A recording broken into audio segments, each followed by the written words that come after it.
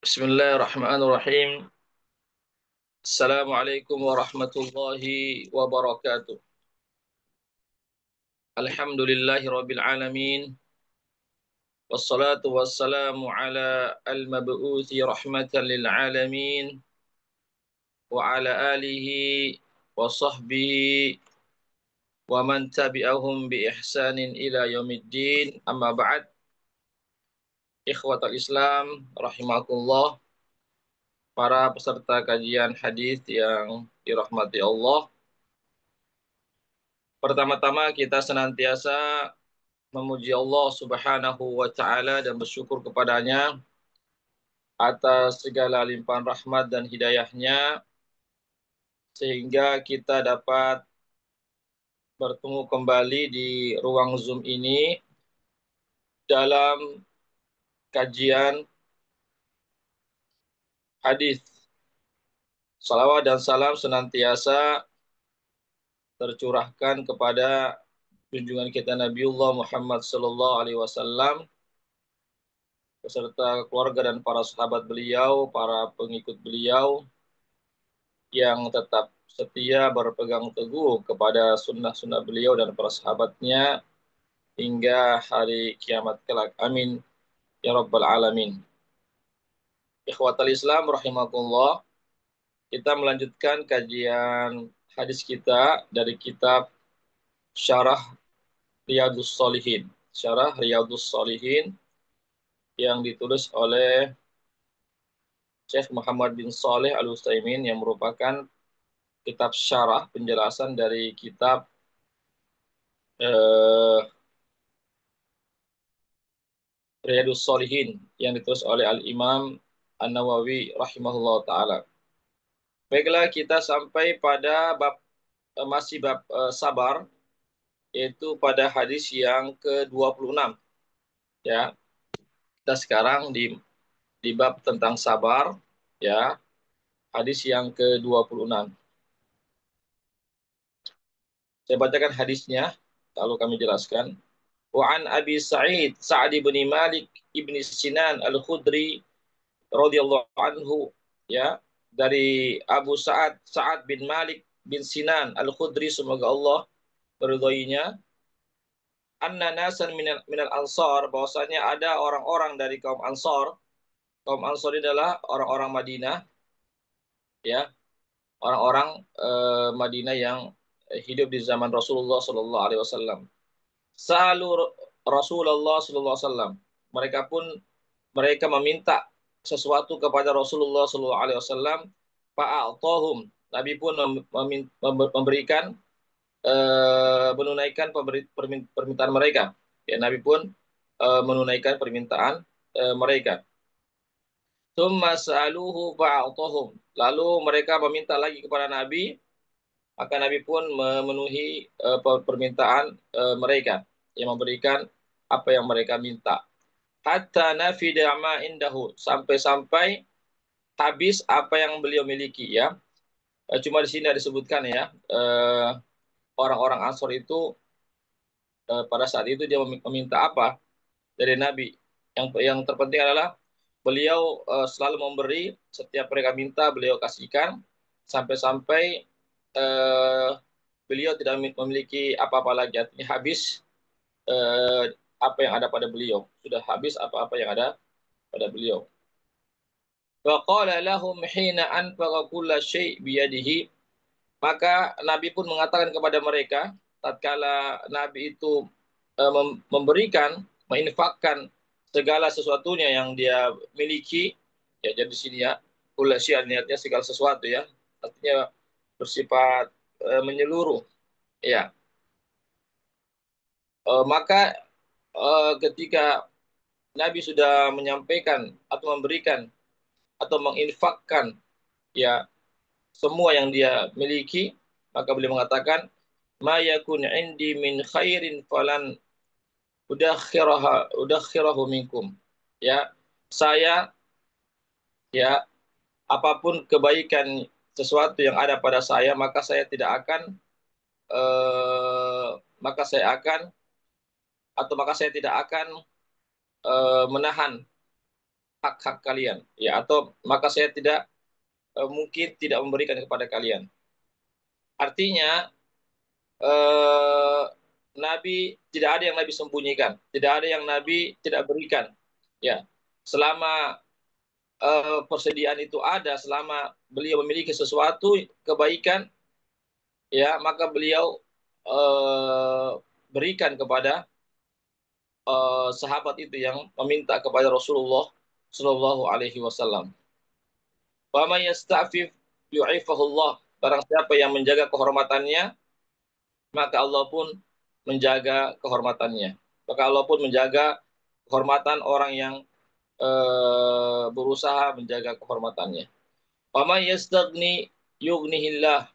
Barang siapa yang merasa cukup, ya, merasa cukup apa yang dia miliki, ya, maka Allah pun memberikan rasa cukup pada dirinya. Wa man yatasabbar yusabbirhullah. Barang siapa yang berupaya untuk bersabar, maka Allah akan memberikan kesabaran pada dirinya. Wa ma uti ahadun ata'an, tidaklah seseorang diberikan satu pemberian khairan yang lebih baik dan lebih luas, wa ausa minas sabar, yang lebih luas daripada sifat sabar. Ini hadis sahih yang diriwayatkan oleh Imam Bukhari dan Muslim. Hadis ini sangat jelas sekali, ya, menunjukkan bahwasanya Nabi adalah sosok yang sangat dermawan, ya, ya, sampai-sampai tidak ada yang seorang sahabat pun yang meminta kepada beliau bantuan dan seterusnya melainkan beliau berikan, ya, bahkan sampai-sampai beliau pernah sampai habis, ya, apa yang dia miliki, ya, karena begitu banyak permintaan daripada sahabat beliau.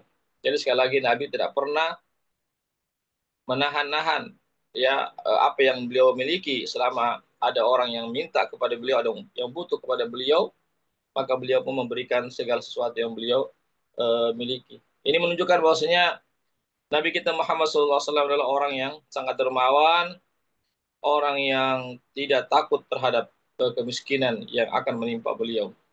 Ya, beliau tidak takut, ya, meskipun beliau habis apa yang beliau miliki, tapi beliau yakin, ya, bahwasanya apa yang beliau sedekahkan itu akan Allah gantikan di dunia ini, lebih-lebih di hari akhirat kelak. Ya, dan beliau, ya, kita ketahui bersama bahwasanya beliau itu adalah orang yang sangat-sangat sederhana sekali. Bahkan sampai-sampai beliau pernah, apa namanya, karena kelaparan itu beliau ikat perutnya dengan batu. Ya, ya, bagaimana kehidupan beliau, rumah beliau yang sangat-sangat sederhana, makanan beliau, ya, yang sangat-sangat sederhana. Namun demikian Nabi adalah orang yang sangat dermawan dan orang yang memiliki sifat pemberani. Ya, artinya beliau tidak takut terhadap kemiskinan yang akan menimpa beliau. Ikhwatal Islam, azakullah. Ya, jadi sekali lagi em, beliau tidak pernah menyimpan sesuatu untuk pribadinya belaka. Beliau tatkala ada orang yang datang kepada beliau meminta, maka beliau segera memberikan. Ya, tidak pernah menahan-nahan apa yang ada pada beliau tatkala ada orang yang meminta kepada beliau. Ikhwatal Islam, azakumullah. Kemudian Nabi kita Muhammad sallallahu alaihi wasallam, ya, memberikan motivasi kepada kita kepada tiga hal, yaitu apa?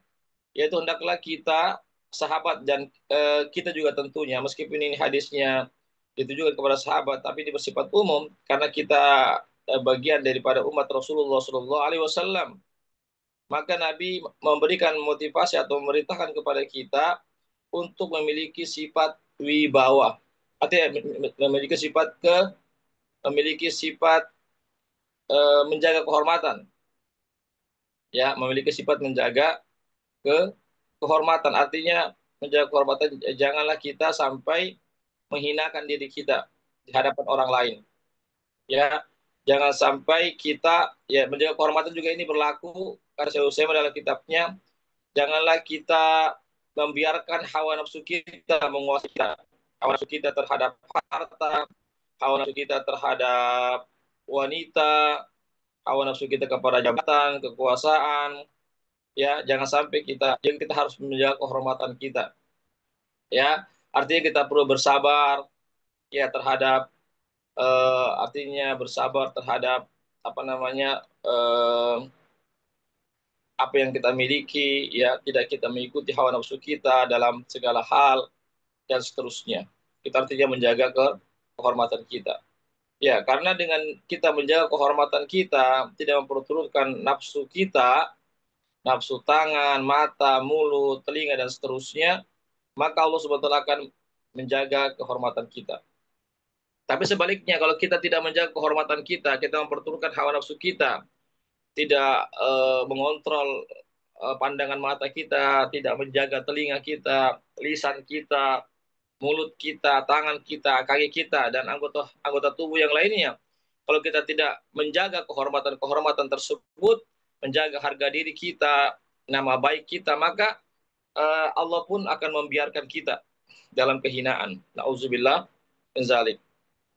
Ya, kita lihat ya orang-orang yang orang-orang yang memperturutkan hawa nafsunya itu dia mendapatkan kehinaan di dunia ini lebih-lebih di hari akhirat. Sebaliknya orang-orang yang menjaga kehormatannya, orang-orang yang tidak mengikuti hawa nafsunya, maka dia akan mendapatkan ya kemenangan, akan mendapatkan keselamatan dari Allah Subhanahu wa taala. Yang kedua, pesan Nabi juga dalam hadis ini hendaklah kita memiliki sifat qanaah, sifat syukur, sifat merasa cukup atas pemberian Allah Subhanahu wa taala.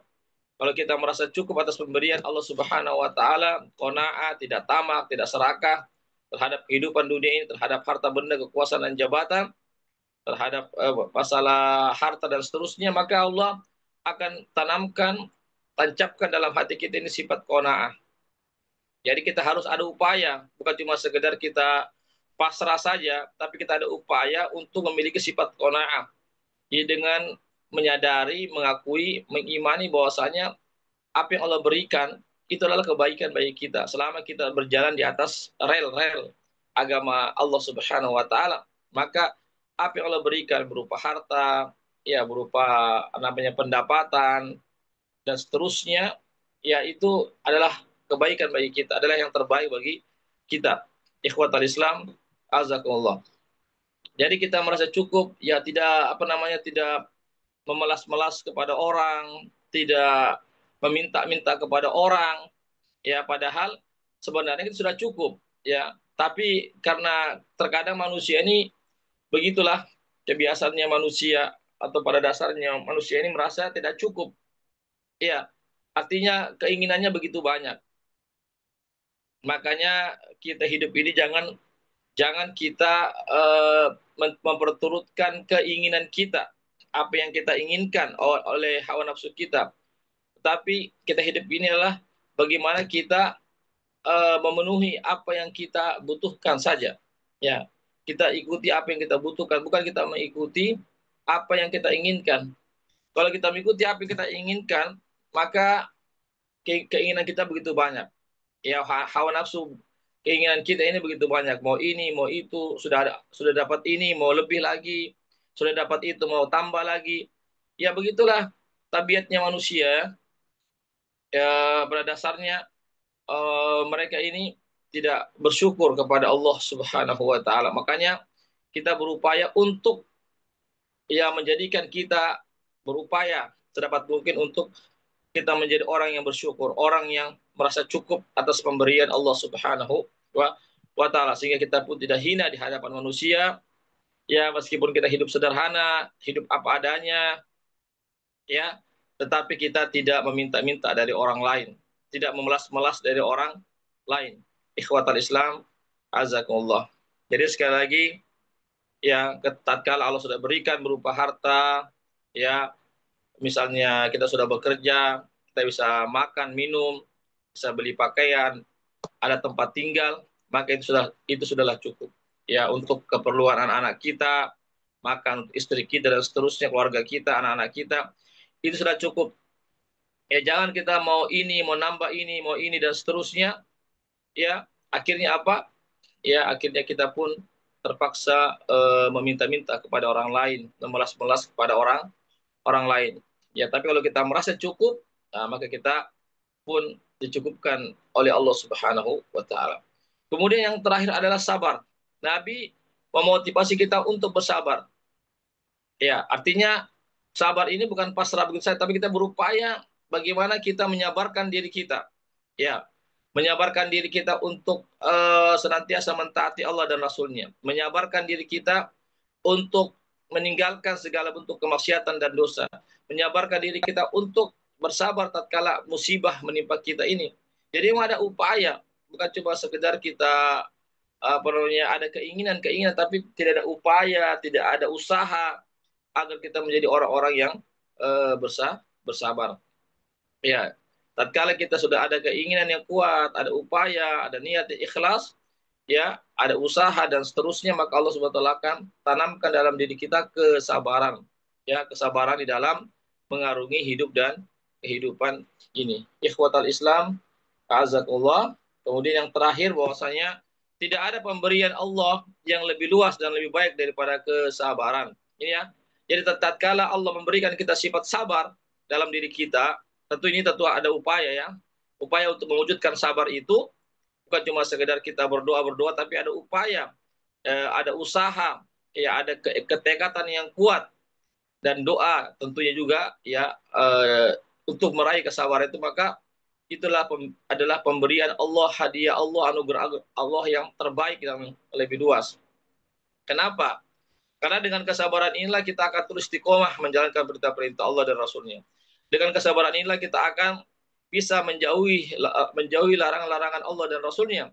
Karena dengan istiqomah inilah kita bisa sabar, tahan banting terhadap musibah-musibah yang menimpa kita. Sebaliknya, jika tidak ada kesabaran dalam hidup kita, maka kita akan susah untuk melaksanakan ibadah. Ya, susah untuk kita istiqomah dalam ketaatan kepada Allah dan Rasul-Nya. Susah kita untuk meninggalkan perbuatan-perbuatan dosa dan kemaksiatan. Susah kita untuk bersabar dan tahan banting tatkala ada musibah-musibah yang menimpa kita. Ya, oleh karena itulah sehingga benarlah apa dikatakan Nabi bahwasanya tidak ada pemberian yang lebih luas dan lebih baik daripada kesabaran yang Allah berikan kepada seseorang. Oleh karena itu semoga kita menjadi orang-orang yang bersabar, orang-orang yang merasa cukup, orang-orang yang bersyukur atas pemberian Allah, dan orang-orang yang senantiasa menjaga kehormatan kita, tidak memperturutkan hawa nafsu kita. Insya Allah dengan kita menjaga kehormatan, dengan bersifat qanaah, syukur, dan juga orang yang sabar, maka insya Allah Allah Subhanahu wa taala akan memberikan kita kebahagiaan hidup di dunia ini, lebih-lebih di hari akhirat kelak. Amin. Amin ya rabbal alamin. Barangkali ini yang bisa kami sampaikan, satu hadis saja dulu pada pertemuan kali ini tentang keutamaan kita bersabar, bersyukur, dan menjaga kehormatan kita. Ya, ada yang bertanyakan silakan kalau ada yang bertanya baik langsung ataupun lewat turun chat. Baik, kalau tidak ada kita cukupkan sampai di sini. Mudah-mudahan ada manfaatnya bagi kita semuanya. Yang benar datangnya dari Allah saja, yang salah dari kami dan dari kekurangan ilmu kami. Kami mohon ampun kepada Allah Subhanahu wa taala, dan kami mohon maaf kepada para peserta sekalian. Sekali lagi kami ucapkan jazakumullahu khairan katsira wa barakallahu fikum kepada para peserta yang sudah hadir pada eh, pagi hari ini dalam kajian hadis bagi kami. Dan kami ucapkan juga jazakumullah khairan kepada para donatur yang sudah berpartisipasi terlaksananya kegiatan kali ini. Baiklah, kami akhiri kajian kami dengan baca doa penutup majelis. Subhanakallahumma wa bihamdik asyhadu an la ilaha illa anta astaghfiruka wa atubu ilaik. Wassalamualaikum warahmatullahi wabarakatuh.